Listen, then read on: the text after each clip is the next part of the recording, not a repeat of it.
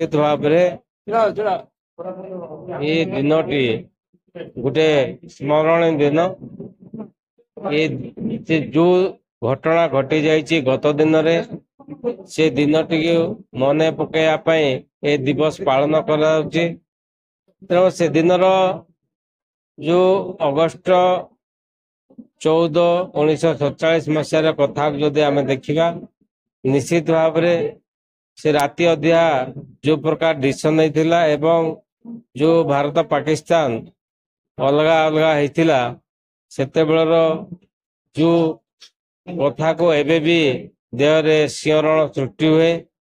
तो से भली से समय घटी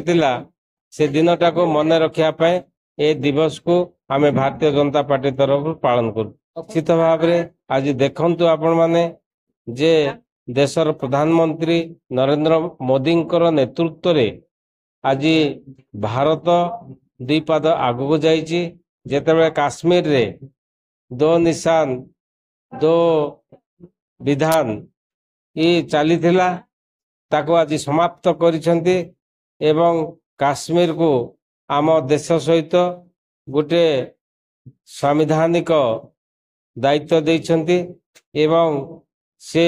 काश्मीर मध्य आम सहित आज मिसिक अच्छी तेणु आगामी दिन में देखंतु कौन मोदींकर मैजिक हम एवं ये जो विभाजित भारत को किभली संगठित हम एवं किभली एकत्रित हो पारिबो तापाई मध्य कल्पना जल्पना आगामी दिन निश्चित भाव में करा जिवो।